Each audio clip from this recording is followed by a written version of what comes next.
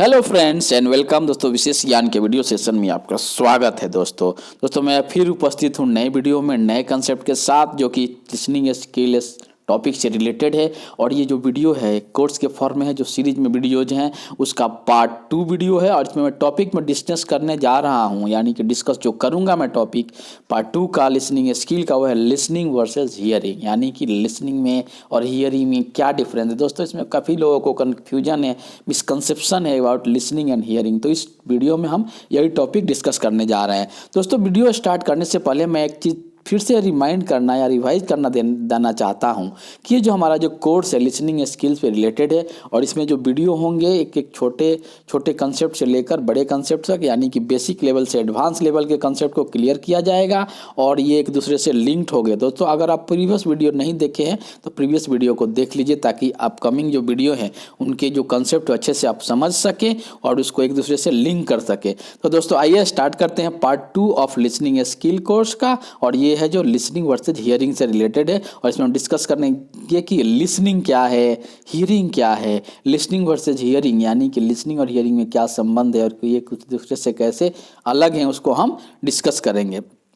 तो अगर हम लिसनिंग स्किल की बात करें तो 4 essential skill of every language. दोस्तों 4 तरह के मेन स्किल होते हैं, किसी भी लैंग्वेज को सीखना है तो 4 प्रोसेस है, 4 स्किल है, जिसको हम LSRW बोलते हैं। अब L का मतलब होता है लिसनिंग, IS का मतलब होता है स्पीकिंग, और R का मतलब होता है रीडिंग, और W होता है राइटिंग। तो दोस्तों अब हम देखे होइएगा, हम कोई भी लैंग्वेज और कोई भी भाषा बोलना सीखते हैं या उस पर हम जाते हैं तो पहला हमारा प्रोसेस क्या होता है, पहले हम लिसनिंग होता है, यानी बच्चे को देखे होइएगा पहले क्या होता है, सुनता है, उसके बाद बोलता है, उसके बाद लिखता है, उसके बाद पढ़ता है, उसके बाद लिखता है। तो ये प्रोसेस है और ये 4 पहलू है किसी भी भाषा को सीखने का, जिसमें लिसनिंग जो है बहुत ही इंपॉर्टेंट रोल प्ले करता है। आइए लिसनिंग का क्या इंपॉर्टेंट है, क्या इंपॉर्टेंस है, और कैसे एक दूसरे से हम जो भिन्न है, जो हम जो समझते हैं कि लिसनिंग और कम्युनिकेशन, जिसको मैंने प्रीवियस वीडियो में बताया भी था कि लिसनिंग में और कम्युनिकेशन में क्या मिसकंसेप्शन है। तो अगर हम मार्क ट्वेन की बात करें तो उन्होंने बोला था कि if we we are suppose to talk more than we listen we would have 2 tongue and 1 year.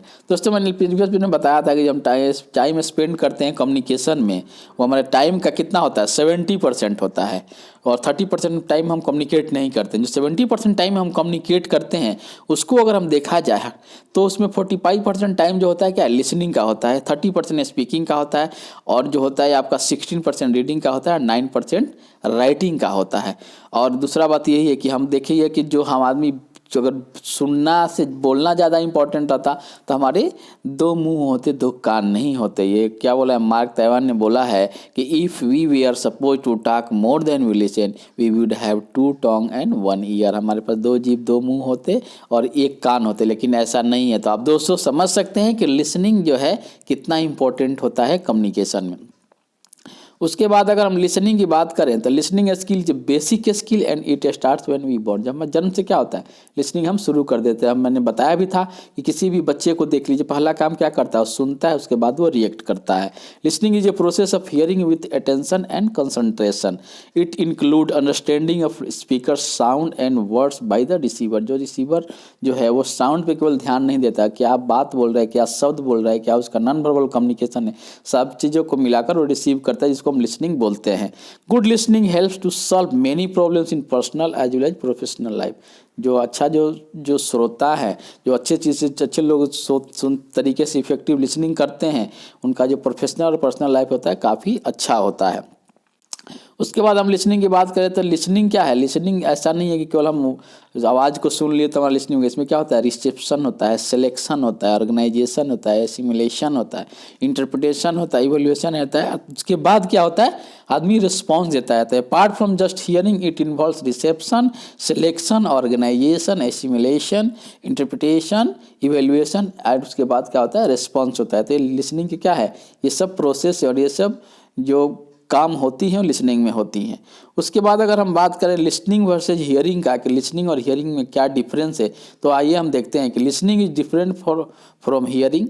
उसके बाद hearing is a physical reception of sound waves by year. क्या है ये, हियरिंग का एक एग्जाम्पल है। मान लीजिए कोई साउंड आपके कानों में आ रहा है, वो हियरिंग है, लेकिन वो साउंड का मीनिंग क्या है, वो साउंड में वर्ड्स क्या यूज हो रहे हैं, वो अगर आप उसको ध्यान देने लगिएगा तो वो आपका हियरिंग जो है वो आपका लिसनिंग में कन्वर्ट हो जाएगा। तो listening is a mental activity, हमारा क्या मेंटल एक्टिविटी है, मैंने बताया था इसमें क्या क्या हम काम करते हैं, इसको इंटरप्रेट करते हैं, उसको ऑर्गेनाइज करते हैं, उसके बाद हम जाके कई प्रोसेस के बाद हम रिस्पॉन्स देते हैं।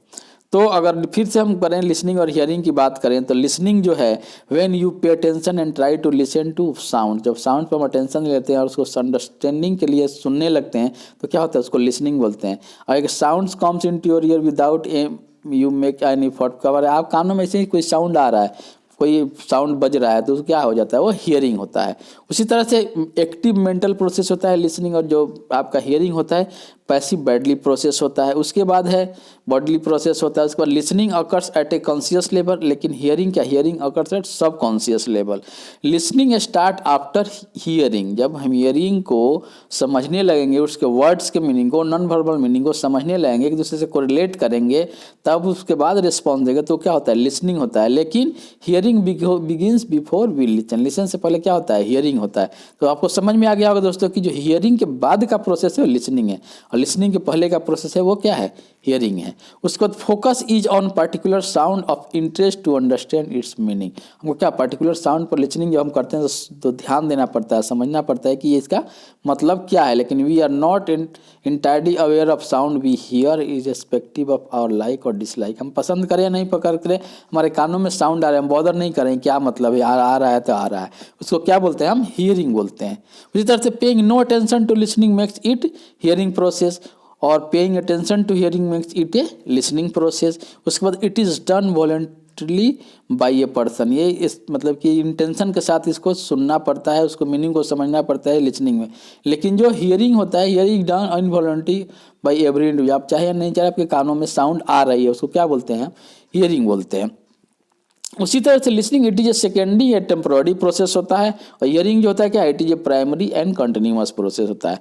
तो दोस्तों अगर हम इसको समराइज करें और बोले कि you can hear somebody talking but you need to listen to them to understand what they are saying, अगर आप किसी के हियरिंग को तो कुछ भी बोल रहा है सुन लीजिए, लेकिन अगर उसको लिसन करना है तो आपको समझना पड़ेगा कि वो व्यक्ति क्या बोल रहा है, उस बात का, उस वर्ड्स का क्या मीनिंग है, किस सेंस में बोल रहा है, किस अंदाज में बोल रहा है, ये क्या हो जाता है, ये आपका लिसनिंग हो जाता है। तो दोस्तों आपको समझ में आ गया होगा कि लिसनिंग और हियरिंग में क्या डिफरेंस है और क्या होता है।